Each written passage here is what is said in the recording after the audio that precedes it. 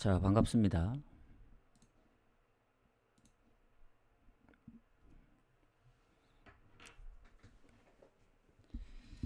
잠시만요.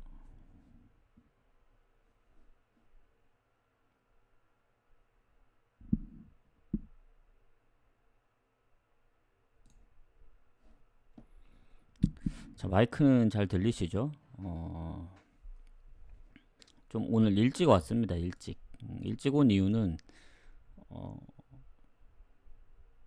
이게 낮 경기가 저녁 경기죠. 저녁 경기가 생각보다 몇 경기 없고 이제 월드컵 예선 뭐 기간이다 보니까 경기들이 많이 없어요. 그래서 미축도 생각보다 경기가 없고 그래서 그냥 몰아서 한 방에 하자 해서 좀 일찍 온 거고, 일단 지금은 전체적인 분석을 하고 뭐 나중에 오후에 와서는 잠깐 좀 짧게 할 가능성도 있습니다. 왜냐면 오전에 오시는 분, 오후에 오시는 분들이 다 시간대가 다르기 때문에 그렇게 하면 될 것 같고, 일단은 저는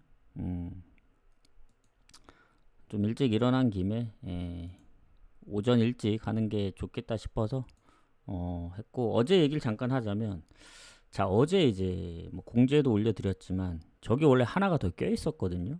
그러니까 웬만하면 저런 배당을 잘 안 가려고 하는 게, 폴란드 체코가 마엔을 갈 수 없는 상황이었고 좀 불안해서, 그리고 크로아티아가 이제 이 프렘만 이 마엔승만 하더라도 갈 텐데 3마엔이라 좀 빡세긴 했어요. 근데 7대 0으로 대승을 거두면서 저게 원래 빼기 전에 3.5배였거든요. 그리고 어제 승패 본 게 저게 유일합니다. 저 4경기가. 뭐 다폴도의 코소보 승을 데려가긴 했지만 애초에 그거는 오버를 먼저 봤던 경기이기 때문에 승패로 나뉜 건 저 4경기인데, 원정이라 좀 뺐더니, 원정도 아니죠. 중립이었기 때문에 뺐더니 좀 대패를 했고 지브롤터가. 그래서 대체적으로 흐름대로 나오긴 했습니다만 무승부. 그러니까 어제 완벽하게 무승부를 봤던 경기는 저는 아일랜드밖에 없긴 해요. 근데 이제 그 짝을 데려갈 게 좀 애매했고, 그리고 뭔가 좀 불안하다 보니 위에 언더라인 쪽에 뭐 룩셈부르크나 뭐 코소보 쪽을 노려봤는데 생각보다 쉽지 않았다, 어제 무자비는. 그래서 차라리 야구 1점을 잡는 게 더 좋을 것 같다. 오늘도 개인적으로 야구 1점을 가긴 했거든요. 상황을 봐야 되겠지만 보고 아마 축구 없을 때는 MLB, 국내는 솔직히 1점 차가 노리기가 좀 해봤는데 좀 어렵다 느꼈고, MLB가 그래도 가능성이 제일 높아서 MLB로 좀 가볼 생각입니다. 그래서 오늘 저녁 경기부터 월드컵 예선, 그리고 여기 보면 밑에 안 보이지만 미축까지 있습니다. 내일 DC 유나이티드 콜로라도까지 같이 묶어서 갈 겁니다. 그리고 내일 경기도 보면은 뭐 낮 경기가 있긴 한데 내일도 아마 한 번에 하지 않을까, 이런 생각이 들고, 뭐 어차피 오후에 와서 또 짧게 하긴 할 거예요. 그래서 그 부분도 참고하시고 하면 될 것 같습니다.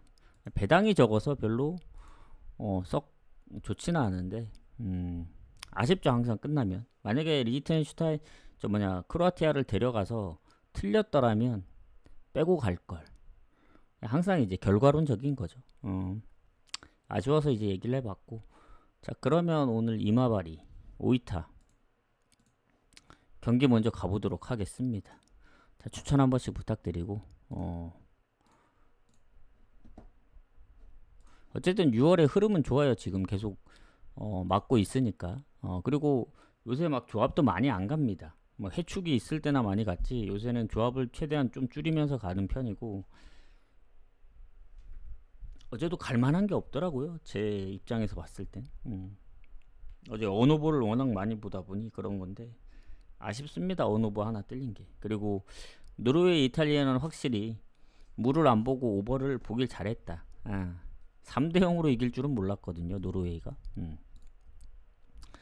자, 그럼 가보도록 하겠습니다. 그리고 어제 좀 무승부를 좀 염두에 뒀던 게, 이제 뭐 콜롬비아 페루도 좀 조심하라 얘기를 했었고, 벨기에도 오버를 보긴 했지만 안 간 이유가 불안했어요.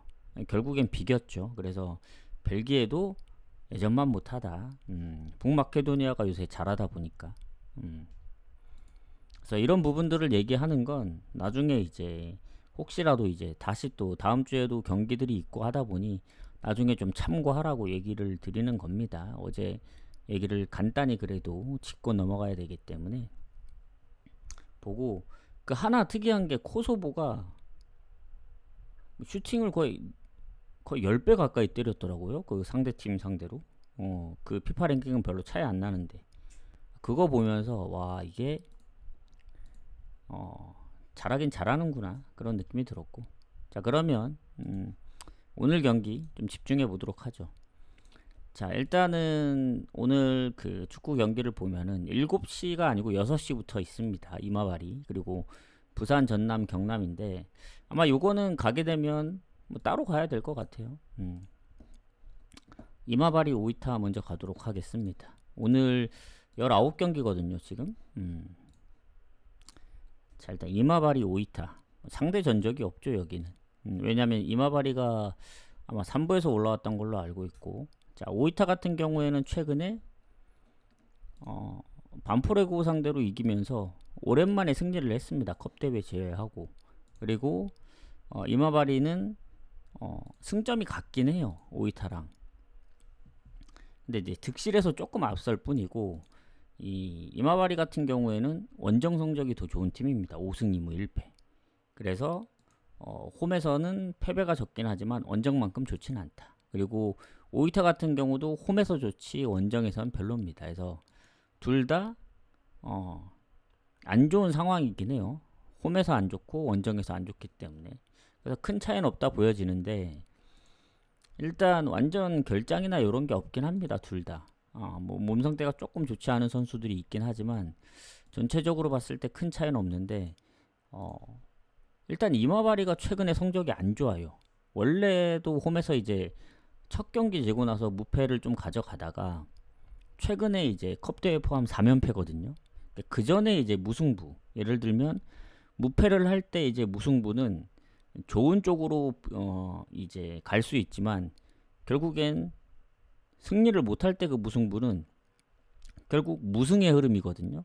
그래서 그 첫 경기 지고 나서 그 이후에 뭐 한 8경기인가 무패할 때는 그 무승부가 어쨌든 나름 괜찮았죠. 근데 최근에 이제 연패하면서 못 이기다 보니 그 뒤에 있던 3연속 무승부가 지금 6경기 연속 무승으로 더 안 좋게 바뀐 겁니다, 지금. 그래서 컵대회 제외하더라도 4경기 2무 2패. 그리고 이마바리의 가장 큰 문제는 홈에서 득점력이에요. 뭐 가끔씩 다득점할 때가 있습니다. 뭐 바렌나전이나 뭐 세레소 오사카하고의 컵대회가 있는데 뭐 주빌로 이와타도 있고 근데 제프, 뭐 가고시마, 도쿠시마 최근에 4연패할 때 득점이 하나도 없었죠. 그리고 반포레고 원정까지 포함하면 지금 4연패 중인데 무득이에요, 무득점. 그리고 언더가 최근에 많습니다. 본인들이 득점을 못하다 보니.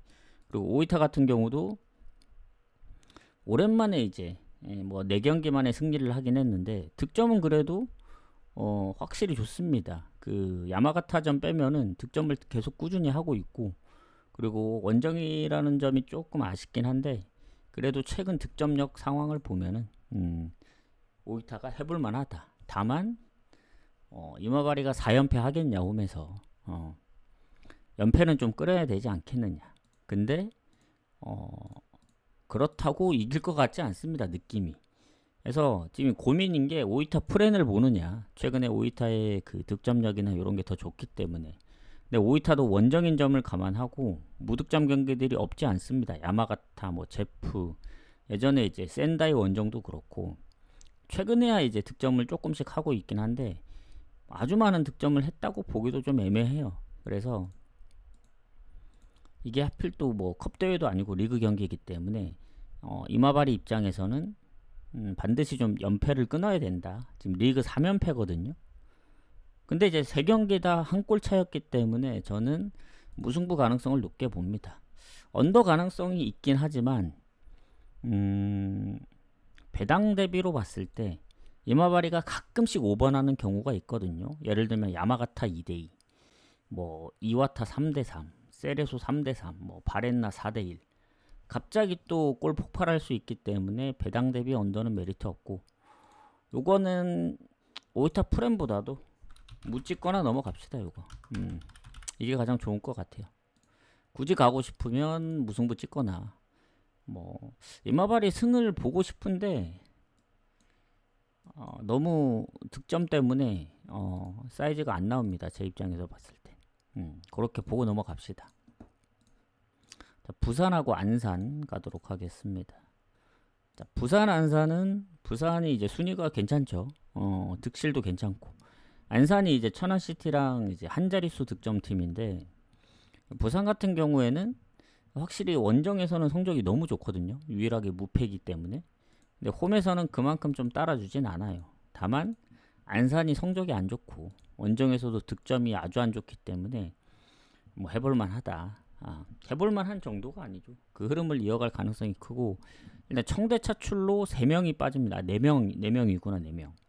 근데 2명은 비중이 좀 낮고, 나머지 2명이 이제 공격과 수비에서 경기도 많이 뛰고 골에 관여를 하고 있기 때문에 차출로 인한 그런 누수가 있습니다. 전력 누수가. 그리고 안산은 그거에 비해 없습니다. 차출도 없고 부상도 없고. 그래서 선수 측면에서는 지금 부산이 좀 손해다. 근데 이제 부산이 어쨌든 안산 상대로 최근 홈에서 연승 중이고, 전체적으로 안산한테 진 적도 몇 번 없고, 그리고 뭐 리그 성적도 그렇고 최근에 성적도 꽤 좋아요. 왜냐면 수원 삼성한테 4대1로 진 거는 선제골 넣었지만 퇴장 이후에 이제 그 이후부터 골을 계속 먹혔기 때문에 퇴장이 안 당했으면 몰랐다. 왜냐면 그 전에 4연승 중이었거든요. 그리고 최근에 성남 원정 비기고 이랜드 원정까지 4대1로 이기다 보니 요새 부산의 득점력 보면은 무득점 경기가 한 경기 있긴 하지만 대체적으로 골을 넣으면은 최소 2골은 넣는다. 그래서 부산 같은 경우에는 다득점 사이드로 봐야 됩니다. 다만 이제 안산이 문제죠. 안산이 골을 넣을 수 있느냐. 아까도 얘기했지만 득점력 문제. 지난번 성남을 잡긴 했지만 무득점 경기가 은근히 좀 있고, 원정이라는 점을 신뢰할 수가 없다. 물론 요새 잘하긴 했어요. 뭐 이랜드랑도 비기고, 뭐 아예 뭐 전패를 하거나 그런 건 아닌데, 부산의 득점력을 봤을 때 전혀 즐거워하지는 않습니다. 요거는 부산 승 봐야죠. 그리고 마헨까지 보면 좋지 않을까 생각하는데, 안산이 의외로 0대0 경기가 좀 있더라고요. 그래도 마헨 봅니다. 이런 거 마헨 노려야죠. 뭐 부러지더라도. 그렇게 좀 가보도록 하겠습니다. 해서 뭐 차출이 있긴 하지만 그게 뭐 완전 이제 뭐 용병들이 뭐 차출돼서 나가는 게 아니고 비중도 좀 낮기 때문에 이렇게 보도록 하겠습니다. 그리고 전남하고 이랜드 상위권 싸움이긴 하거든요. 일단 전남이 최근에 이랜드 상대로 진 적이 없긴 해요. 근 한 4, 5년 동안. 그러니까 한 3승 3무 정도 되는데 무가 좀 있다는 게 걸리고, 지금 전남 이랜드의 순위를 봤을 때 별 차이가 없어요. 1점 차. 득실도 큰 차이가 없고,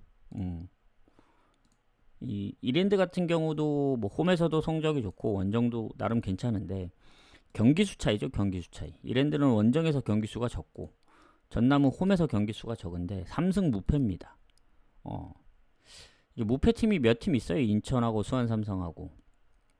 근데 전남은 경기수가 적다 보니 일단 무패긴 한데 좀 더 지켜봐야 되는 입장이고, 퇴장이 한 명 있습니다. 수비에 전남 같은 경우. 인천전 퇴장이 오늘까지 못 나오는 것 같은데, 일단 최근 홈에서는 뭐 3연승 중이죠. 3경기밖에 안 했으니까. 화성FC 상대로 3대2로, 충북 청주 4대1.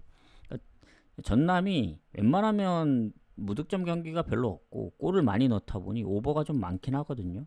그리고 이랜드도 지난번에 이제 연승 흐름이 끊겼잖아요. 왜냐면 5경기 무패 달리고 있었고, 그리고 뭐 매경기 실점이 좀 있긴 했지만 그래도 득점도 꾸준하고 했는데, 부산한테 대패를 했다.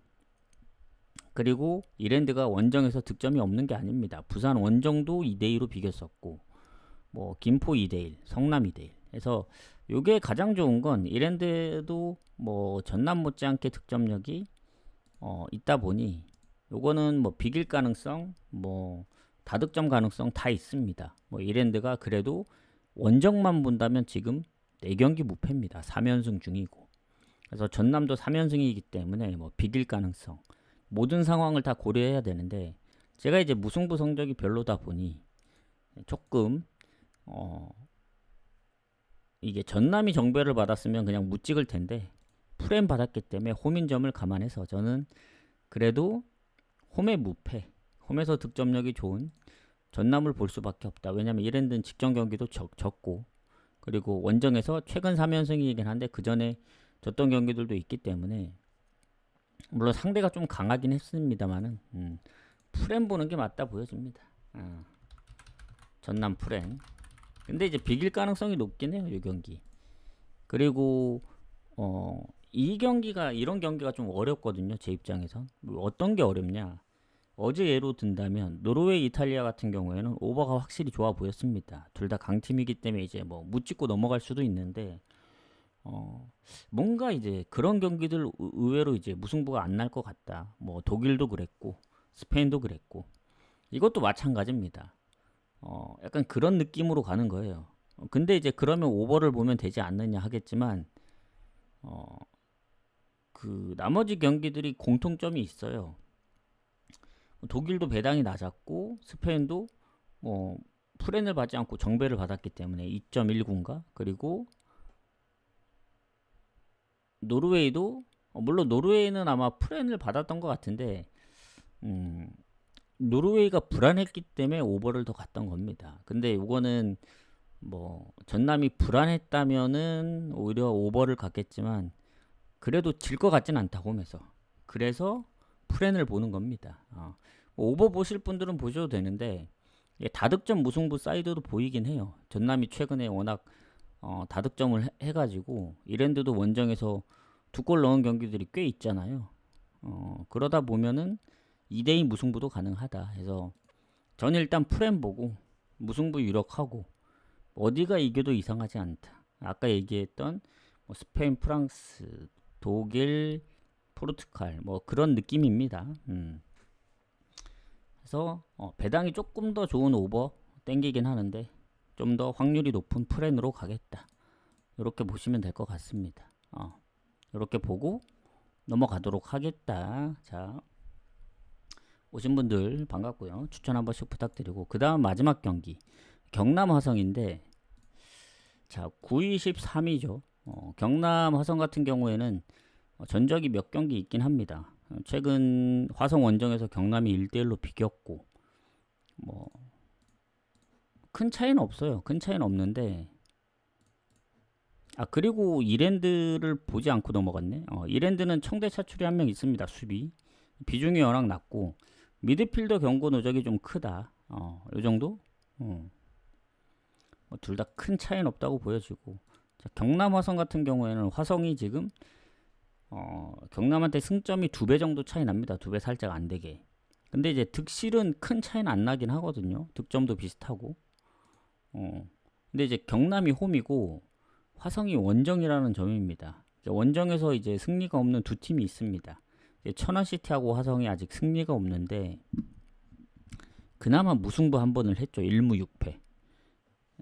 그리고 득점을 좀 했다는 점. 지난번에 전남전도 2골을 넣었고 그리고 그 전에 뭐 무득점 경기가 좀 있긴 했지만 부산 원정도 아마 이 경기 기억하기로는 2대0에서 2대3으로 뒤집힌 걸로 알거든요. 그리고 뭐 수원 삼성 원정도 골이 있고 안산전 3대3. 그래서 경남도 최근에 뭐 천안시티, 충북, 청주 상대로 다득점하면서 이기긴 했지만 들쑥날쑥해요. 경남도 홈에서 이겼다 졌다를 반복하기 때문에 최근에 뿐만 아니고 경남도 오버가 많죠. 그리고 화성은 본인들이 넣어줄 때는 아마 오버가 많았을 겁니다. 본인들 득점 못하면 좀 언더가 많았고 해서 득점 여부에 달렸다. 이 경기는 저는 뭐 경남이 배당도 좋고 가면 좋은데 화성이 전남이나 부산 상대로 음, 특히 전남하고는 비길 뻔도 했었고 그리고 부산은 진짜 아쉬웠죠. 2대 0으로 앞서고 또 마지막에 PK도 놓쳤기 때문에 사실 이것도 거의 비길 수 있는 경기였는데 그런 측면으로 봤을 땐 오버 가는 게 맞다. 마음 편하게 오버 보시는 게 맞다. 이렇게 생각을 합니다. 그래서 국내 경기는 좀 깔끔하게 가면 될 것 같아요. 대충 사이즈가 보이죠. 어떻게 가면 되겠다. 이런 느낌이 딱 오기 때문에 그렇게 가시면 될 것 같고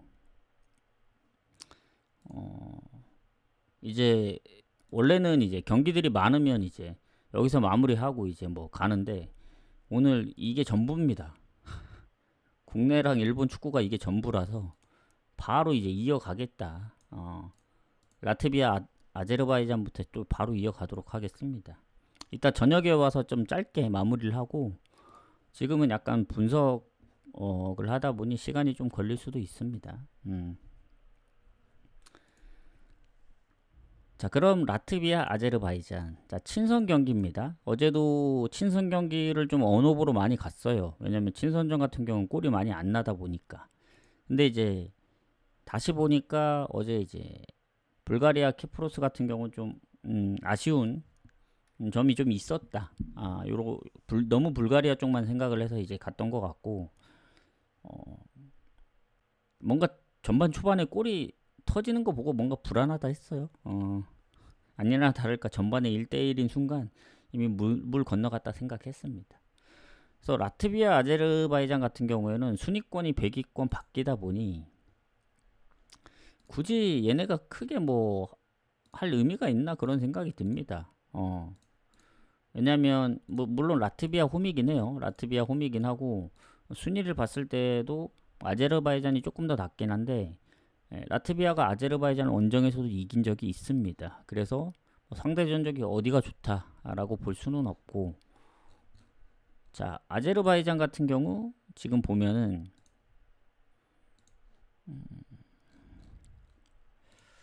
둘 다 뭐 큰 결장이 없다고 봤을 때 최근에 득점이 별로 없긴 하네 아제르바이잔이 뭐 벨라루스 IT한테도 무득점으로 지는 거 보면은 확실히 요거는 순위가 더 낮긴 하지만 라트비아가 홈인점을 감안하면은 라트비아 사이드로 봐야 될 것 같은데요. 최근에 안도라도 잡았고 원정에서 그리고 페루제도 아니면 그 아르메니아전도 골을 넣긴 했어가지고 네이션스에서 물론 이기는 팀들이나 골을 넣을 수 있는 팀들이 약간 정해져 있는 느낌이 있긴 합니다. 라트비아. 근데 아제르바이잔보다는 조금 더 낫지 않을까. 요 경기는 언더, 뭐 무승부, 뭐 프렌 이런 가능성이 좀 높아요. 아제르바이잔도 아예 뭐 골이 없거나 그런 팀은 아니긴 하거든요. 다만 이제 요새 워낙 득점이 없고 라트비아가 그래도 홈이라서 좀 더 유리할 뿐이지. 요거는 프렌 받았기 때문에 라트비아 프렌 보고 언더 같이 보고 무승부는 글쎄요 조금 더 생각을 해봐야 될 것 같아요. 이게 만에 하나 라트비아가 최근에 네이션스에서 페로제도를 1대0으로 이긴 적도 있고 그래가지고 1대0으로 이길 수도 있다는 생각이 듭니다. 그래서 승무 쪽에서 좀 고민을 해야 되고 프렌 언더가 가장 좋아 보인다. 프렌이나 언더나 비슷한데 좀 그래도 라트비아 쪽으로 봅니다. 보고 둘 다 가능성이 비슷하긴 해요. 자, 그다음 보스니아하고 산마리노는 월드컵 예선입니다. 구분을 잘해야 돼요. 아니면 표시를 해줘야 되나? 굳이 뭐 따로 표시는 안 해도 되겠죠. 얘기를 드리면 되니까. 자 보스니아하고 가보도록 하겠습니다. 잠시만요. 보스니아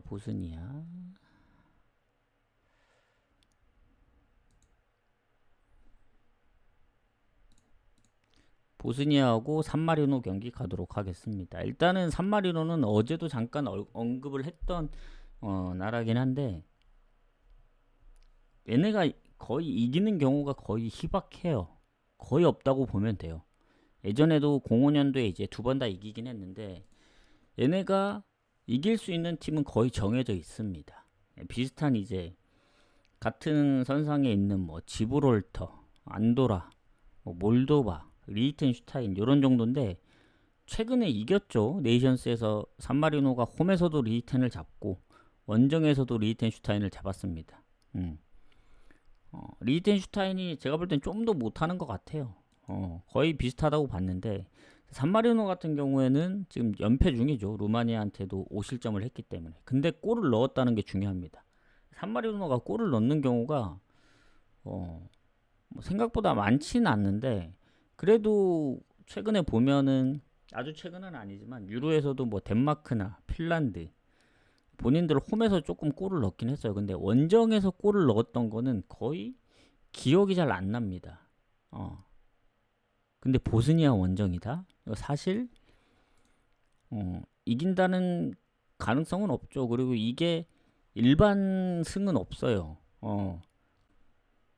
무조건 이게 마엔으로 시작하기 때문에 마엔을 잘 잡아야 됩니다. 그래서 이 보스니아 같은 경우에는 키프로스를 2대1, 루마니아를 1대0으로 잡았기 때문에 최근에 네이션스에서 홈에서 네덜란드하고도 비겼고 물론 보스니아도 그 전에 성적이 워낙 안 좋았어요. 근데 상대했던 팀들 보면 이해가 됩니다. 독일, 헝가리 원정, 네덜란드, 이탈리아, 잉글랜드 원정 못했다고 보기에는 상대가 너무 강했다. 그래서 물론 보스니아도 리히텐슈타인을 뭐 2대1 한 골 차로도 이기고 그랬어가지고 산마리노 힘들 수 있어요. 근데 원정에 산마리노면 이길 가능성이 높다. 근데 여기서 중요한 키포인트 3마인부터 시작합니다. 제가 어제 왜 크로아티아를 뺐겠습니까? 불안했거든요. 중립이어서. 보스니아? 당연히 이기겠죠. 뭐 최소 한 골은 넣겠죠. 근데 4대0으로 이기냐 5대0으로 이기냐 이게 중요한 상황인데 배당은 지금 산마리노 쪽으로 빠지고 있습니다. 그러니까 보스니아가 생각보다 골을 많이 넣은 적이 없어요. 아까도 얘기했지만 예전에 유로 그 예선인가 그때도 리히텐슈타인 상대로 2대1로 이겼습니다. 그런 거 보면 산마리노가 최근에 이제 졌던 경기들 보면은 뭐 비슷한 팀 나라들끼리긴 하지만 뭐 한 골차, 뭐 많아야 두 골차, 그리고 덴마크나 뭐 북아일랜드 원정도 0대4, 0대3, 핀란드한테만 6점을 줬지 의외로 생각보다 산마리노가 뭐 7대0, 8대0 스코어도 없고 근래 들어서 이런 거 생각했을 때는 오히려 3마에는 불안하다 이거죠. 그럴 거면 보스니아 뭐 이기긴 하지만 산마리노가 5대0까지 가진 않겠다. 3대0으로 끝나면은 이제 핸디 무가 되는 거고 4대0으로 되면 3마인이 되는 건데 저는 요거 가장 좋은 게 있습니다. 언더입니다. 언더 가면 돼요. 4.5 언더.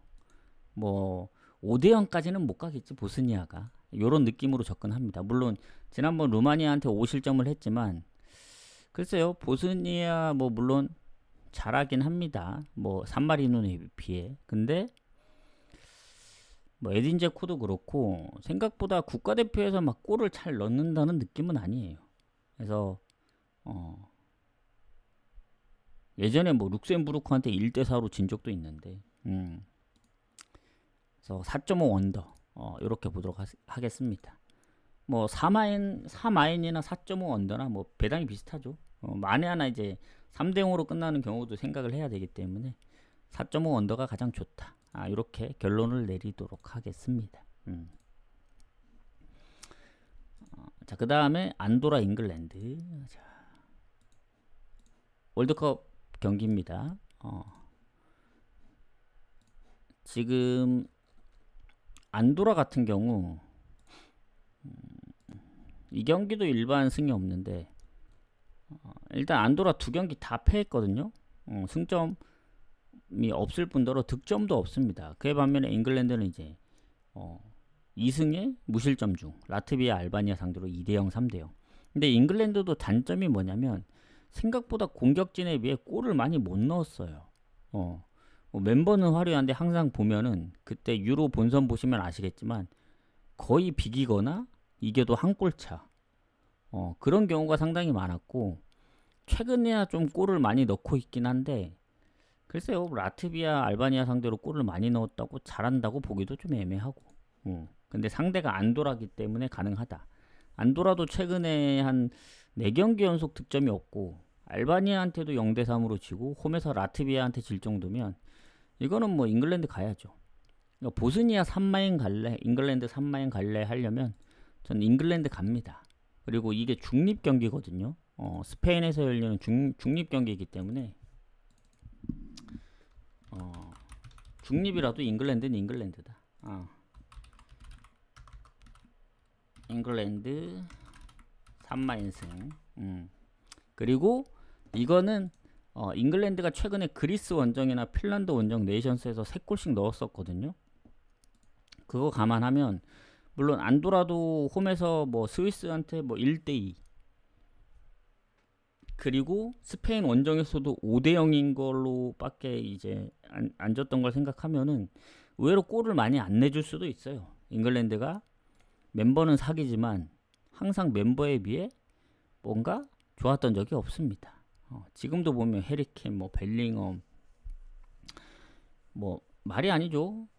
팔머도 있고, 부카요 사카, 올리 와킨슨, 이반 토니, 뭐 멤버는 진짜 미쳤는데 결국엔 골입니다. 골. 아무리 슈팅 많이 해도 골이 들어가야 되는데 일단은 3마인 보는 입장에서 이게 중립이기도 하고 안도라가 어쨌든 홈이 아니잖아요. 홈이 아닌 점을 생각했을 때는 4대0도 봅니다. 그러니까 그 4대0이 아니고 4마인도 한번 노려볼 수 있다. 어제 뭐 지브롤터처럼 뭐 6대0, 7대0 나오면 좋긴 한데 그건 잘 모르겠고 일단은 3마인부터 시작하고 고배당 이제 배당이 좀 더 뛰기 때문에 그러니까 아마 나중에 가면 배당이 더 떨어질 거예요. 오후 되면. 그래서 2배 넘는 배당 한번 노려볼 만하다. 5마인. 잉글랜드 그래도 최근에 골 좀 넣고 있으니까 믿어보죠. 그리고 4.5 언오버는 이게 오버를 가려면 이제 최소 5골이 나야 되잖아요. 5골이면은 결국 잉글랜드가 5대0으로 이긴다는 건데 언오버는 차라리 오버 갈 바에는 언더는 배당 대비 메리트 없고 오버 갈 바에는 그냥 3아인을 가는 게 낫다. 일단 안도라가 골을 못 넣는다는 전제로 가는 겁니다. 저는. 근데 안도라 득점력 보시면 아시겠지만 골을 넣은 적이 별로 없어요. 그래서 4.5 오버 갈 바에는 어차피 뭐 둘 다 나오려면 5골이 나와야 되기 때문에 3아인을 가시면 된다. 이런 얘기입니다. 그래서 저는 3마인, 4마인까지 5.5 마인은 솔직히 좀 빡세요. 5마인도 4마인도 지금 아슬아슬한데 물론 어제처럼 전반에 최소 2골, 3골 넣어주면 다르긴 합니다. 근데 한 골이나 골을 못 넣었을 경우는 상황이 좀 달라지긴 하는데 저는 그래도 잉글랜드가 전반에 한 2골? 많으면 뭐 3골까지 넣을 수 있다 보고 뭐 후반전에 뭐 교체를 하더라도 뭐 5.5 마인도 노려볼 만은 하다고 생각합니다. 어제 크로아티아보단. 그래서 노리실 분들은 노리시면 되겠다. 아마 다폴대 한번 노려볼 수도 있지 않을까 생각합니다. 어제 이제 못 데려간 게 아쉬워서 오늘은 데려갈 확률이 높아요. 느낌도 나쁘지 않고. 자, 그 다음 몰타 리투아니아 가도록 하겠습니다. 그리고 안도라하고 잉글랜드의 전적들을 보면 안도라가 잉글랜드 상대했을 때 단 한 골도 넣지 못했어요. 6경기. 최근에 안도라 홈에서 잉글랜드한테 5대0으로 졌었죠. 21년도에. 잉글랜드가 홈에서 안도라 4대0으로 이겼고. 그래서 잉글랜드 뭐 딱히 결장이 없는 한 무난한 승리 봅니다. 무난한 승리. 배당이 아마 더 떨어질 거예요. 아마 하고 있는 와중에도 떨어질 수 있습니다. 자, 몰타 리투아니아 가도록 하겠습니다. 자, 몰타 리투아니아 같은 경우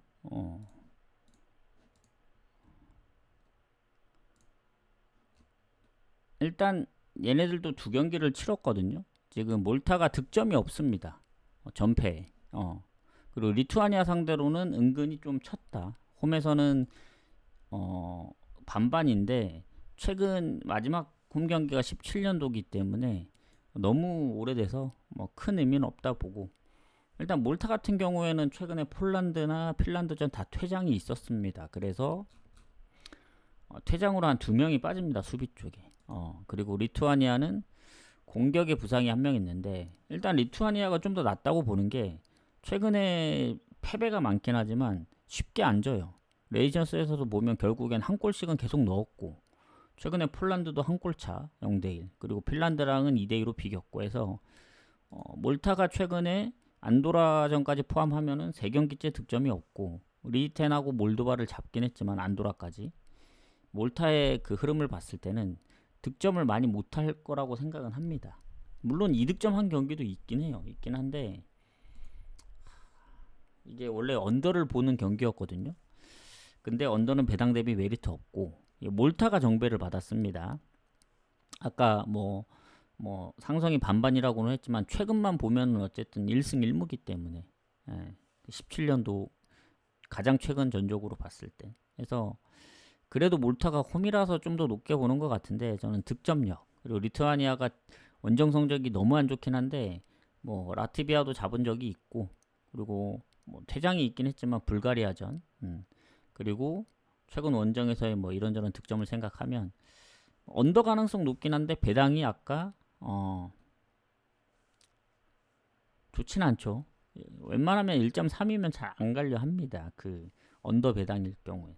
차라리 리투아니아가 프렘 받았기 때문에 리투아니아 프랜승 보시는 게 낫지 않을까. 비길 가능성이 좀 커요. 그래서 저는 이제 웬만하면 확률이 더 높은 쪽으로 지금 체크를 하는 겁니다. 아까도 얘기했듯이 라트비아 프렌도 비길 가능성이 높아요. 무승부 가능성이 높기도 하고, 리투아니아도 마찬가지입니다. 그래서 프렌을 가면서 동시에 무승부를 노릴 수도 있는 거고, 그렇게 보시면 될 것 같습니다. 그 다음에 덴마크 북아일랜드. 몰타가 이길 것 같으시면은 언더로 접근하는 것도 나쁘진 않고, 왜냐, 리투아니아가 원정이기 때문에. 원정에서 최근에 졌던 경기들 0대1 스코어도 2번이나 있었고, 예전에도 키프로스라든가 헝가리 몬테네그로 상대로도 득점이 없었던 적이 있기 때문에, 만약 리투아니아의 득점력을 고려해서 간다면 배당이 낮지만 언더를 선택할 수밖에 없죠. 자, 덴마크 북아일랜드. 요거는 월드컵 예선이 아닙니다. 순위 차이가 꽤 나거든요. 덴마크가 21위, 북아일랜드가 71위인데 일단 지난 유로에서 홈에서 덴마크를 잡긴 했어요. 북아일랜드가 홈에서는 덴마크를 잘 잡습니다. 근데 원정 가서는 이겨보질 못했죠. 그래서 덴마크가 확실히 홈이라서 유리할 수밖에 없다. 이렇게 보시면 될 것 같고, 자, 그럼 이제 중요한 게 최근의 성적입니다. 상성은 덴마크가 좋지만 결장 부분도 봐야 되고, 일단 덴마크는 크게 없어요. 북아일랜드도 마찬가지고. 근데 이제 덴마크 같은 경우에는 지난번 네이션스에서 아쉽게 떨어졌죠. 그 포르투갈하고 연장전까지 가서. 그래서 덴마크가 최근 홈에서 보면은 스페인한테도 한 골 넣고, 포르투갈도 잡고, 스위스, 세르비아. 그러니까 덴마크도 은근히 홈에서는 엄청 강합니다. 웬만해선 잘 안 져요, 덴마크가. 그리고 북아일랜드 같은 경우도 홈에서 강하고, 최근에 이제 무패 흐름도 좀 이어가고 있었는데 스웨덴한테 5실점 하면서 이제 그 무패 흐름이 깨졌는데, 확실히 홈에서는 스위스랑도 비기고 최근에 연승도 하고 그랬었지만, 그리고 하필 또 홈에서 덴마크를 잡기도 했어요. 유로 그 예선에선가. 근데 원정입니다. 원정. 원정에서는 득점력도 홈에서 비해 좀 부족하고, 그리고 덴마크 원정은 빡셉니다. 그래서 이것도 덴마크 승을 보는 게 맞다. 다만 어제 어떤 느낌이냐면 폴란드하고 체코 느낌이긴 해요. 이게 확실하게 마엔을 볼 수 있느냐. 폴란드는 몰도바 상대로 좀 고전을 했었거든요. 그래서 마엔을 못 갔던 거고, 체코도 이제 몬테네그로가 워낙 최근에 한 골 차로 많이 져가지고 쉽게 못 갔던 건데, 덴마크 같은 경우도 지난번 북아일랜드전 결국 1대0으로 이겼습니다. 1대0. 그 23년도긴 하지만. 그래서 그때 생각하면은 슈팅이나 이런 건 당연히 앞섰죠. 점유율도. 골이 날 수 있느냐. 그리고 북아일랜드가 최근에 어쨌든 흐름이 좋다 보니 쉽게 안 질 것 같다는 생각이 들긴 합니다.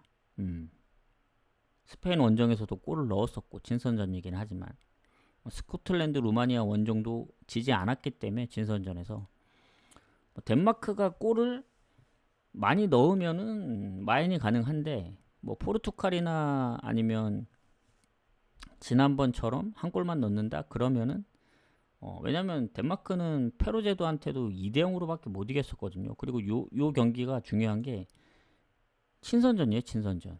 무리 안 할 가능성이 높다. 덴마크는 월드컵 예선이 이제 이번엔 없고 9월에 이제 있기 때문에 무리 안 할 가능성이 좀 있을 수도 있습니다. 그래서 일단 승은 보는데 마에는 조금 생각을 해보겠다. 북아일랜드의 흐름 때문에. 아니면 차라리 북아일랜드가 골을 넣을 걸로 생각하면은 뭐 오버를 가는 수밖에 없죠. 배당을 높인다면. 결국 덴마크가 이기기 위해선 두 골을 넣어야 되니까 실점을 한다면. 그래서 뭐 마인도 가능성이 없는 건 아닌데 좀 애매해서 그렇습니다.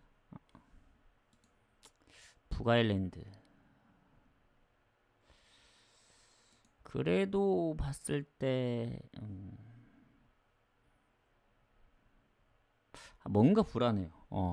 그냥 일단은 승만 보는 게 맞는 것 같아요. 덴마크 같은 경우. 자, 그러면 오늘 몇 경기죠? 19경기 중에 10경기 했네요. 딱 9경기 했네. 자, 그럼 말 나온 김에 그리스까지만 공개를 하고 쭉 이어가도록 하겠습니다. 자, 그 다음 그리스하고 슬로바키아 친선전입니다. 피파 랭킹 비슷해요. 그리고 그리스가 슬로바키아 상대로 진 적은 없어요. 근데 전적들이 너무 오래돼서 큰 의미가 없고 자, 그리스 같은 경우에는 슬로바키아는 뭐 몇몇 한두 명 정도 부상이 있는데 지금 봤을 때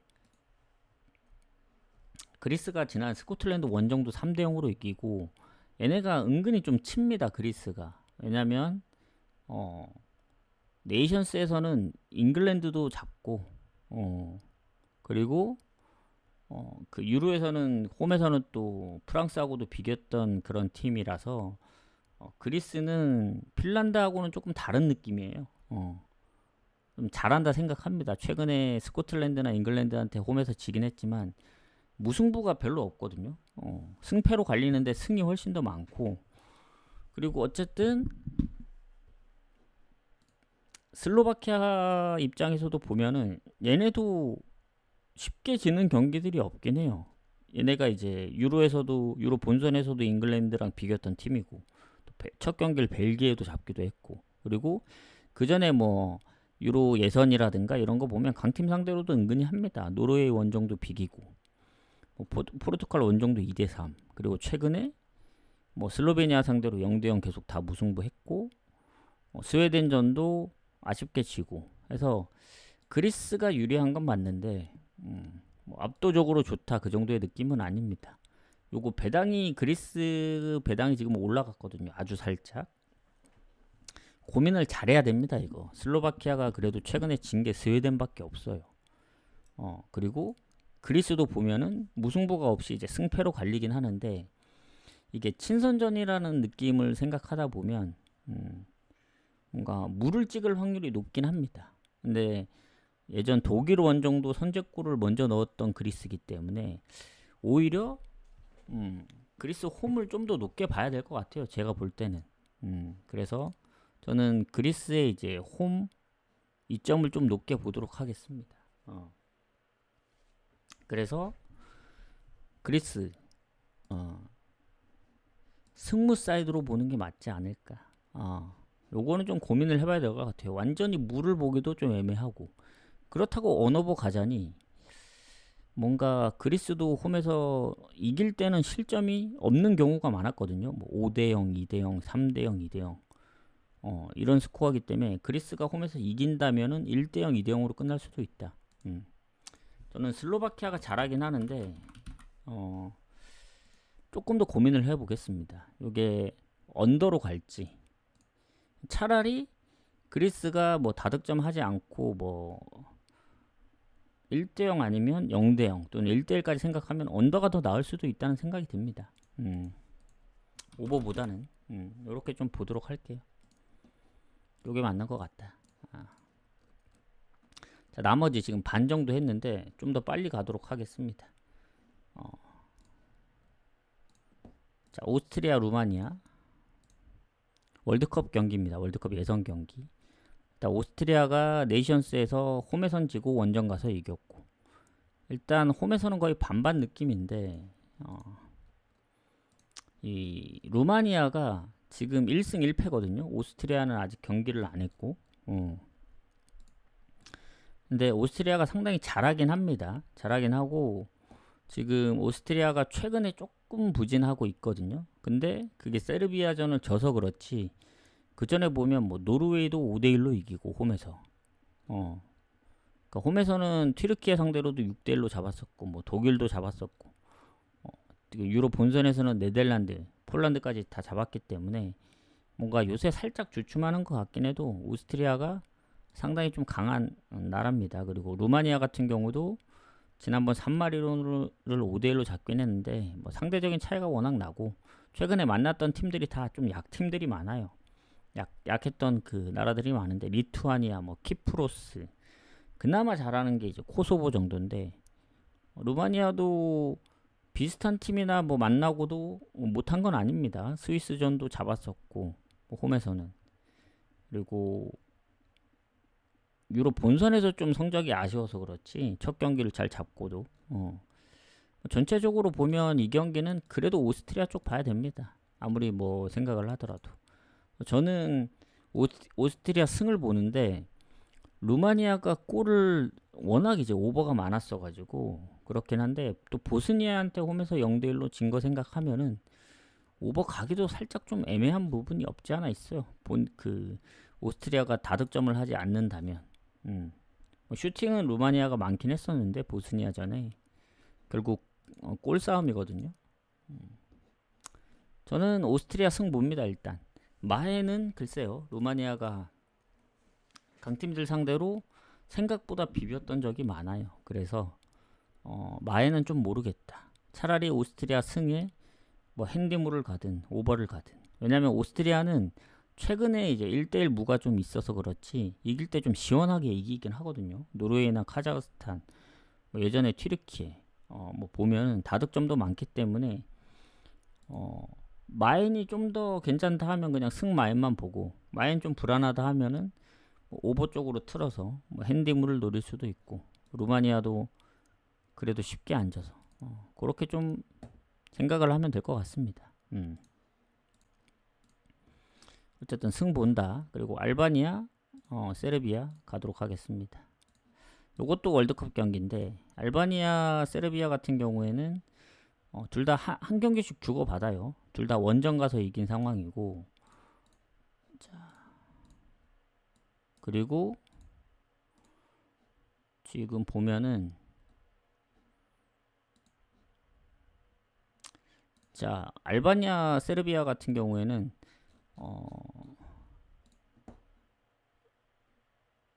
일단 세르비아는 기포 쪽에 몇 명 부상이 있긴 한데 그거 말고는 크게 달라지는 게 없고, 자, 알바니아가 최근 이제 뭐 홈에서 체코랑도 비겼었고, 그리고 그 조지아 원정도 이기고, 최근 안도라도 잡으면서 어쨌든 월드컵 예선은 잉글랜드한테 졌기 때문에 1승 1패입니다. 근데 은근히 홈에서 좀 강하더라고요. 뭐 폴란드도 잡은 적이 있고, 그리고 뭐 체코라든가. 그래서 세르비아도 잘하긴 하는데 원정이라는 점을 생각하면 좀 불안하긴 합니다. 다만 세르비아가 이제 요새 뭔가 좀 폼이 올라온 느낌이에요. 오스트리아 원정도 비기고, 최근 네이션스에서 보여줬던 점을 생각하면 득점력이 높다고 볼 수는 없는데 스위스전도 비긴 거, 그런 부분까지 생각하면 그래도 알바니아하고 홈이긴 하지만 세르비아가 조금 더 낫지 않을까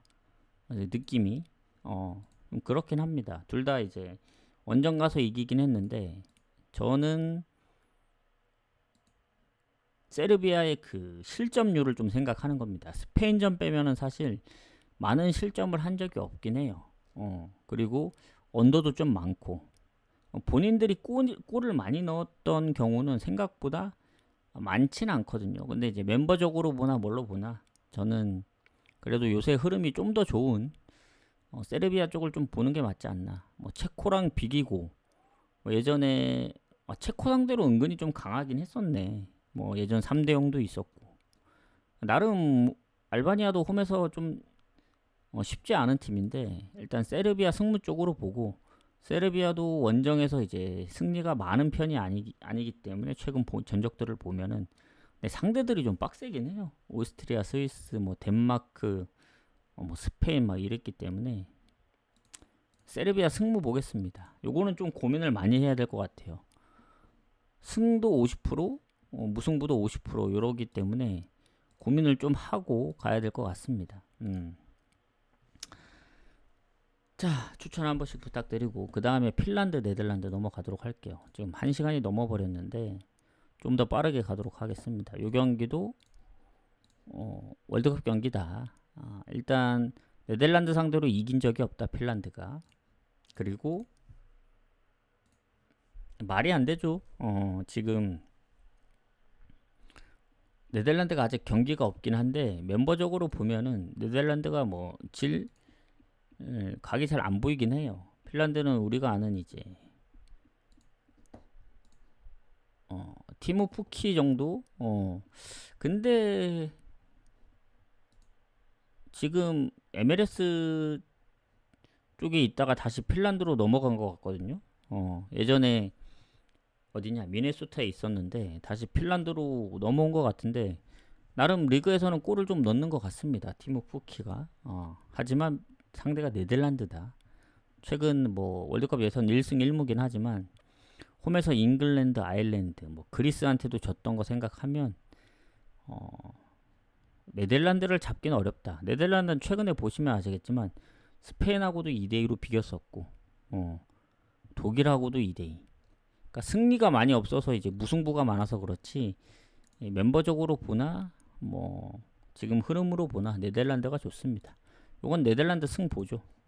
다만 이제 마엔도 지금 배당들이 빠지고 있는데 핀란드 입장에서 봤을 때 최근 잉글랜드, 뭐 그리스 다 마엔으로 지긴 했거든요.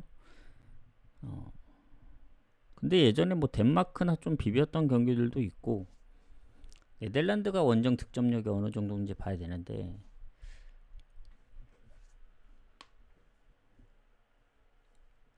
최근에 보면은 막 아주 높다고 볼 수는 없습니다. 홈에서 4대0 이런 5대2 스코어지 원정에서는 뭐 유럽 본선 중립 경기에서 루마니아 3대0 정도지 원정 인점을 감안하면은 조금 애매하긴 한데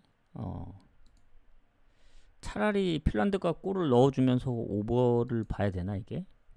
오버 배당도 그렇게 높진 않거든요. 일단 네덜란드 승 보고 요것도 마엔을 한번 노려보든가 할까요? 오늘 마엔을 노려볼 경기들이 좀 고민을 해봐야 되는 경기들이 좀 많습니다. 아까 얘기했듯이 저 뭐냐 오스트리아도 그렇고 좀 고민을 해볼게요. 이 경기는. 자, 그 다음에 이제 캐나다, 우크라이나로 넘어가서 자 친선전이죠. 피파 랭킹 비슷합니다. 그리고 캐나다 홈입니다. 홈. 그리고 예전에 한번 붙었던 적이 있는데 너무 오래돼서 건너뛰고 자 캐나다 같은 경우 지금 우크라이나하고 비교했을 때 우크라이나도 보면 멤버가 뭐 나름 괜찮다고는 생각은 하는데 얘네가 왜냐면 최근에 중립에서 열렸던 벨기에전도 3대1로 잡고 체코도 비기고 나름 최근 성적이 나쁘진 않았어요. 벨기에 원정 가서 져서 그렇지. 그리고 유로 본선에서도 나름 뭐 느낌이 있었고 뭔가 쉽게 지는 느낌이 아닙니다. 우크라이나 같은 경우는. 그리고 상대가 캐나다 원정이라 좀 빡셀 것 같긴 한데 캐나다도 요새 보시면 아시겠지만 막 승리가 많다고 해서 막 좋다고 보기는 어려운 게 물론 뭐 미국도 잡고 그러긴 했지만 뭔가 미국한테만 강한 것 같기도 하고 그래도 캐나다 홈이라서 캐나다 쪽으로 보긴 해야죠. 근데 이 경기도 친선전이고 우크라이나가 쉽게 지지 않았던 점을 생각하면은 비길 가능성이 좀 높다고 봐야죠. 요 경기도. 왜냐면 캐나다가 보통 이겼던 경기들이 대부분 한 골 차입니다. 그리고 뭐 비겼던 경기들도 없지 않고, 그래서 친선전인 거 감안하면은 우크라이나 전도 쉽진 않겠다. 오히려 언더가 날 수 있는 경우라고도 생각이 듭니다. 왜냐면 그전에는 뭐 최근에 오버도 많고 뭐 득점도 꾸준하게 이제, 그러니까 우크라이나가 득점을 못했던 경기는 최근에 벨기에전밖에 없긴 해요. 그만큼 득점이 좀 꾸준하다는 얘기는 오버 가능성이 높다는 얘기인데, 캐나다도 그렇다고 홈에서 골을 못 넣지는 않을 거란 말이죠. 이러면은 캐나다 홈이지만 뭔가 비길 가능성이 좀 더 높지 않을까, 느낌상. 그런 느낌이 듭니다.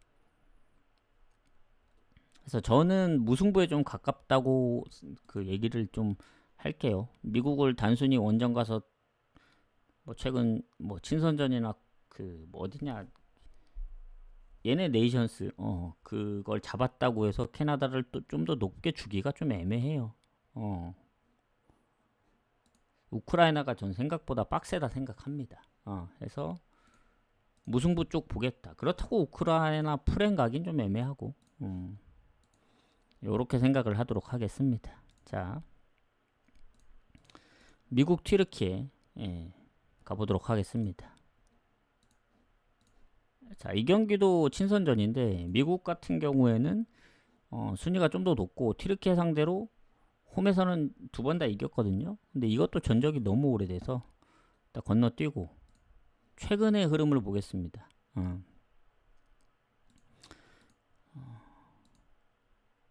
튀르키예도 기퍼나 뭐 부상이 없는 게 아니네. 저 누구냐, 저 그 인테르에서 뛰었던 칼하누글루, 요 선수가 지금 부상 떠 있는데, 부상으로 떠 있으면은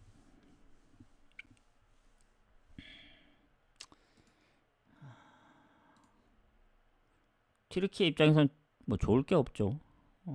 좋을 게 없고, 그리고 미국도 보면은 부상이 없는 게 아닌데 뭐 장기 부상인 거라 뭐 크게 달라지진 않을 것 같습니다. 그래서 최근에 미국이 홈에서 캐나다랑 파나마한테 졌거든요, 컵대회. 또 예전에는 미국이 홈에서 좀 강하다 생각을 했었는데 요새 하는 거 보면은 뭐 뉴질랜드한테도 비기고 뭐 강하다고 보기에는 좀 애매해요. 그리고 지금 미국도 봤을 때, 잠깐만요.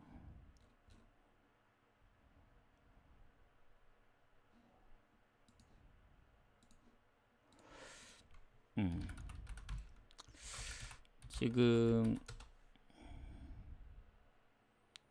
플리시치가 없는 것 같거든요. 얘가 아예 소집이 안 된 것 같은데, 뭐 친선전인 거 감안하면은 이런 경기는 뭐 튀르키예도 그렇다고 못하진 않습니다. 최근에 성적들이 뭐 몬테네그로한테 지긴 했지만 네이션스 원정 가서 뭐 강팀 상대로 그래도 좀, 예전에는 또 독일 원정에서 이겼던 적도 있어요, 튀르키예가. 친선전에. 그래서 미국 튀르키예는 가장 좋은 건 무승부 찍는 게 아닌가, 그런 생각이 듭니다. 뭐 그렇다고 뭐 튀르키예 프렌을 갈 수는 없고 비길 가능성이 좀 크다, 이렇게 하고 넘어가겠습니다. 이렇게 하고, 자, 그다음 멕시코하고 스위스 가도록 할게요. 자, 요거는 멕시코 홈이 아니다. 중립입니다, 요 경기. 멕시코하고 뉴질랜드는 다 이제 중립입니다. 중립인 점. 뉴질랜드도 중립인 점. 이렇게 보시면 될 것 같고,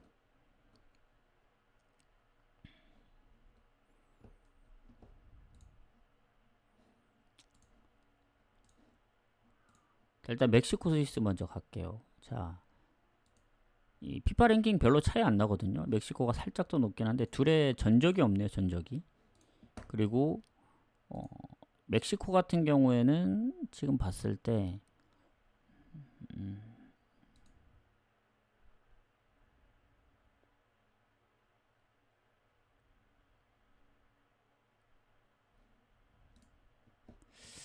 전체적으로 보더라도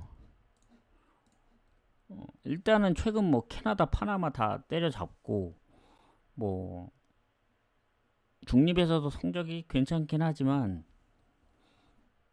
이 스위스도 쉽진 않거든요. 최근 스페인전도 좀 아쉽게 지긴 했고 2대3. 물론 네이션스 그 초반에 이제 성적이 안 좋았었는데 최근에 또 다시 골도 좀 넣고 하고 있긴 한데 이게 중립이라 좀 애매하네. 이 경기도 느낌은 무승부 쪽에 가깝긴 합니다. 둘 다 무리할 것 같진 않은 느낌이라서 이것도 묻짚고 넘어가야 될 것 같아요. 자, 뉴질랜드 코트디부아르로 넘어가서 코트디부아르 분석은 되게 오랜만인데 일단 순위는 코트디가 훨씬 더 낫죠. 근데 둘이 상대 전적이 없고 요거는 캐나다에서 열리는 중립 경기입니다. 코트디의 멤버를 보면 제레미 볼까. 일단 뉴질랜드가 최근 연승 중이긴 한데 상대했던 팀들이 뭐 말레이시아, 뭐 피지, 사모아 이런 팀들이라서 이런 나라들이라서 물론 뭐 미국하고 비긴 적도 있긴 합니다만은 중립인 걸 감안하면은 좋다고 볼 순 없죠. 그리고 코트디부아르도 나름 이제 아프리카 쪽에서는 쉽지 않은 팀이기 때문에 그리고 뭐 멤버적으로 보더라도 저는 코트디가 좀 더 낫다는 생각이긴 한데 이게 친선전이고 이게 중립 경기라서 그 부분이 좀 애매하긴 합니다. 그래서 요거는 뭐 어디가 이기든 간에 뭐 비긴다는 느낌보다는 뭔가 뉴질랜드가 뭐 역배가 터지더라도 한 골 차의 승부가 날 것 같다. 오히려 언더 쪽에 가깝지 않나. 무도 나올 수 있고 뉴질랜드 프렌 또는 뭐 뉴질랜드 승이 나올 수도 있는데 저는 언더만 보도록 하겠습니다. 이 경기 좀 어렵네요. 무가 잘 안 보입니다. 요 뉴질랜드 경기는. 자, 이러면 이제 월드컵 예선 그리고 뭐 친선 경기 다 끝났죠. 이제 남은 거는 MLS 미축밖에 없다. 미축 가보도록 하겠습니다. 미축은 따로 카트를 담아야죠. 이게 내일 마감이거든요. 근데 오늘 같이 분석을 하는 겁니다. 그래서 미축은 시간대도 달라요. 그나마 뉴질랜드하고 시간대가 비슷한 시간이 이제 DC 유나이티드 경기이기 때문에 굳이 뉴질랜드 간다면 이제 상황 봐서 요 뉴질랜드부터 DC 유나이티드, 콜로라도 이렇게 뭐 괜찮아 보이면 묶어갈 수 있다. 요 정도지. 아니면 오늘 새벽에 경기 결과 보고 내일 아침에 DC 유나이티드랑 콜로라도만 따로 가든가 그런 식으로 해야 될 것 같습니다. 자, DC 유나이티드하고 시카고 경기 먼저 가도록 할게요. 자, DC 유나이티드 같은 경우에 지금 시카고하고의 상성에서 보면 홈에서 시카고 상대로 상당히 강했거든요. 그리고 지금 순위를 보면은 비슷합니다. 뭐 한 4점 차로 시카고가 앞서고 있긴 한데 뭐가 차이 나냐면 득점이에요. DC 유나이티드가 득점이 좀 약합니다. 10골 이상 차이 납니다. 시카고하고. 그리고 시카고가 원정에서 승리가 좋아요. 5승 4패. DC는 2승밖에 못했지만 그래서 모든 상황이 조금 더 시카고가 앞서는데 차출이 문제죠. 차출. 일단 국대 차출이 3명이 있습니다. 미드필더 2명, 수비 1명. 그리고 공격에 이제 크리스티안 벤테케가 지금 그때 부상 때문에 못 나왔던 걸로 알고 있는데 지금도 부상 표시가 살짝 떠 있긴 해요. 그래서 반반이라서 이 팀 내 골이 가장 많은데 못 나온다 그러면 타격이 있죠. 왜냐면 벤테케 부상으로 빠진 이후에 골을 잘 못 넣었던 걸로 알고 있습니다. 그래서 이제 최근에 경기 보면 0대0 무도 많고 무득점 경기가 좀 많더라고요. 그래서 최근에 이겼던 경기가 지난번 신시내티전을 오랜만에 이겨서 그렇지 승리가 없었습니다. 지금 한 7경기 동안. 자, 그리고 시카고를 보면 시카고도 국대 차출이 3명이 있는데 여긴 좀 더 타격이 있는 게 주전 키퍼가 빠지고 수비에 경고 누적도 있고 거기다 차출에 2명에. 그나마 다행인 건 공격의 차출이나 이런 결장이 없다. 그래서 공격 쪽이 그래도 시카고가 낫다. 아까 DC 유나이티드가 이 비교했을 때 득점이 10몇 골 차이 난다 했는데 거기다 이제 벤테케까지 빠지면은 더 차이 나는 거죠. 그래서 벤테케 출전 여부가 중요합니다. 근데 어쨌든 지난번 신시내티 상대로 이긴 거는 변수죠, 변수. 신시내티가 순위가 워낙 높은데. 그리고 신시내티가 그게 아마 첫 패배였을 겁니다. 자, 시카고. 지난번 제가 이제 오버 가서 적중했던 것 같은데 그때 승과 오버를 같이 갔었거든요. 다행입니다. 올랜도 당연히 이길 줄 알았는데 역배 터진 거죠. 시카고 승 3대1. 그래서 최근에 시카고가 보면 오버가 많아요. 이길 때 다득점하고 최근 뭐 4골, 2골, 3골 뭐 지더라도 1골 넣지만 이제 그 경기도 결국 오버가 났고 해서 시카고가 원정에서 은근히 리그 초반에도 득점이 많았었기 때문에 득점력이 DC보다 높습니다. 그래서 DC가 골만 넣어준다면 뭐 0대0이나 0대2처럼 질 경우만 아니면 이 경기는 오버 가능성이 진짜 높아요. 그래서 저는 일단 오버 보고 승패는 비슷하거든요. 지금 시카고 쪽으로 배당이 빠지긴 하는데 벤테케가 나온다면 모르겠지만 못 나오더라도 최근 진 적이 없긴 해요. 그 한 번 빼고는 뉴욕 레드불스전 빼고는. 그래서 DC 유나이티드도 홈에서는 승리가 없을 뿐이지 3패밖에 안 했어요. 생각보다 패배가 적긴 합니다.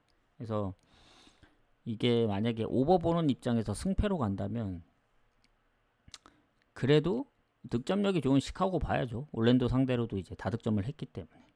저는 시카고 승무 사이드로 봅니다. 오버랑.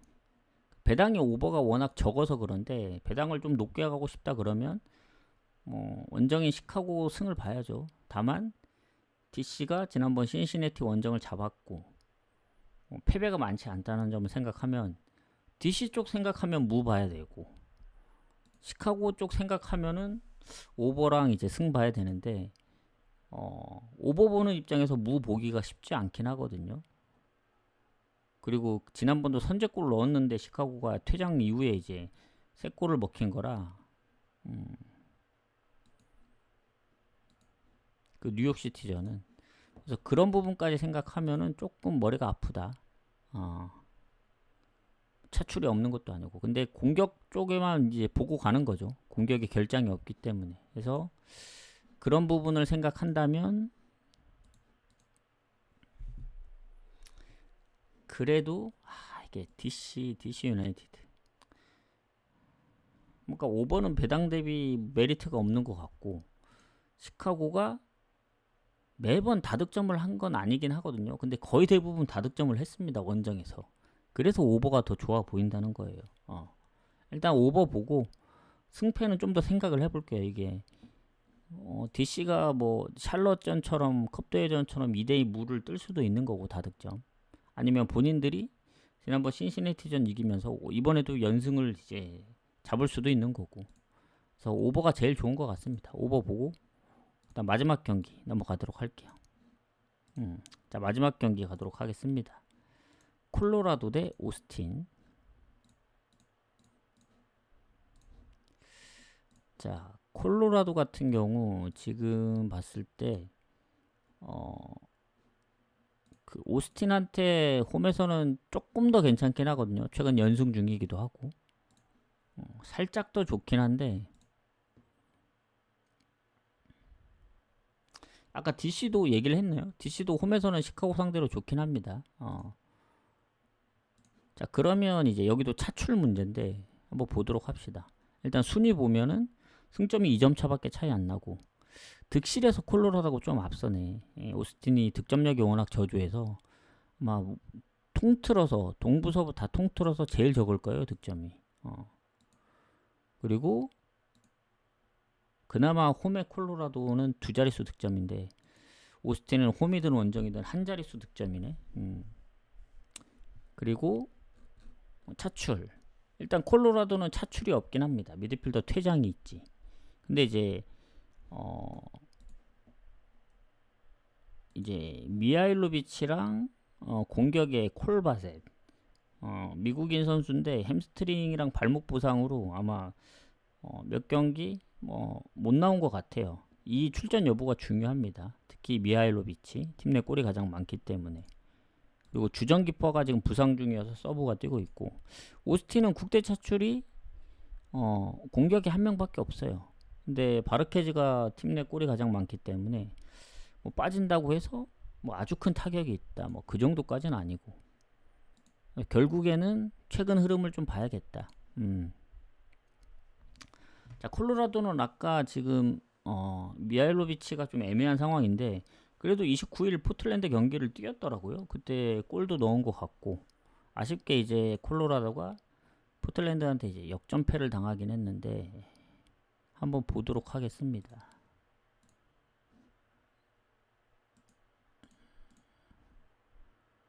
그때 미하일로비치가 선제골 넣고 동점골 못 키고 퇴장 이후에 또 역전골까지 먹혔네. 자, 어쨌든 콜로라도는 홈에서 연승 중입니다. 솔트레이크하고 세인트루이스 상대로 이겼고, 오스틴 같은 경우에는 최근에 5경기 무패였다가 샌디에이고한테 졌거든요, 오랜만에. 근데 그 전에 미네소타, 신시내티전도 쉽게 안 지고 요랬던 점은 근데 대부분 홈 경기이긴 했어요. 원정이 최근에 뭐 미네소타하고 샌디에이고밖에 없었지. 그 전에 3연패기도 했고, 해서 그래도 콜로라도가 조금 더 낫지 않나. 저는 콜로라도 승무로 봅니다. 다만 이게 무승부를 완전히 배제할 수 없는 게 콜로라도가 생각보다 최근 홈에서 득점력이 그렇게 좋진 않아요. 다 1대0, 1대0이고 최근에 2득점을 한 경기가 없습니다. 한 4월까지 가야 2득점, 3득점 한 경기들이 있어서 오스틴도 최근에 실점이 그렇게 막 많진 않고 그런 거 보면은 비길 가능성도 있다. 그래서 둘의 흐름을 봤을 때 그럼 언더에 좀 더 가깝지 않느냐. 어느 후보는 반반이긴 해요. 그래서 만약에 비길 거 생각한다면은 언더 쪽도 생각해 봐야 될 것 같고, 콜로라도의 최근 득점력 때문에. 근데 언더만 대놓고 가기에는 콜로라도가 오버가 없는 게 아니거든요. 오스틴도 물론 오스틴이 원정에서 1득점 이상 한 적이 없긴 해요. 괜히 이제 득점력이 최소인 이유가 있거든요. 컵대회에 3득점을 해서 그렇지 컵대회 빼면은 사실 3득점 한 경기도 없습니다. 단순히 리그만 봤을 때는 5경기 연속 언더입니다. 언더. 그래서 콜로라도가 많은 골을 넣지 않으면 차라리 이 경기는 승무 사이드 보는데 아까 어디냐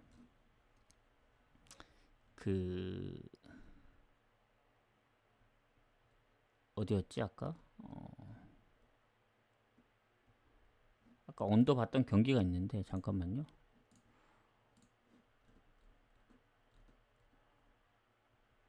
약간 그리스 느낌으로 언더를 보는 게 더 낫지 않을까 생각합니다. 이렇게 해서 내일 아침 경기까지 마무리를 했다. 뉴질랜드였던 것 같아. 뉴질랜드도 뭐 언더긴 한데 그리스가 좀 더 비슷한 것 같아요. 승무 보는 입장에서. 뉴질랜드는 그냥 언더가 좋았던 거고. 그래서 이렇게 좀 마무리를 하도록 하겠습니다. 그래서 뭐 거의 1시간 반 정도 됐는데 아마 이거는 이제 오래 걸려서 유튜브를 올리기 위해서 이제 했던 거고, 이따 오후에 잠깐 와서 더 이제 한번 쫙 훑어봤기 때문에 좀 더 간결하게 요약만 해서 짧게 하도록 할 게 있다. 오후에 와서는 오전은 너무 일러서 이제 못 오시는 분들도 있기 때문에 오후에 와서 아주 짧게 한 30분 내외로 치고 갈 겁니다. 30분도 안 걸릴 수도 있어요. 그래서 그때 뭐 질문들 받아보고 궁금한 거 있으시면 그때들 물어보시고 후원 같은 거 하시면은 방송국보다는 이제 다시 보기에 남기시고 쪽지를 보내주시면 됩니다. 유튜브 보시는 분들도. 유튜브는 아직 그 기준 조건에 안 되기 때문에 그 후원을 받을 수 없는 시스템이긴 해요. 그래서 후원을 하려면 숲으로 와서 해야 된다.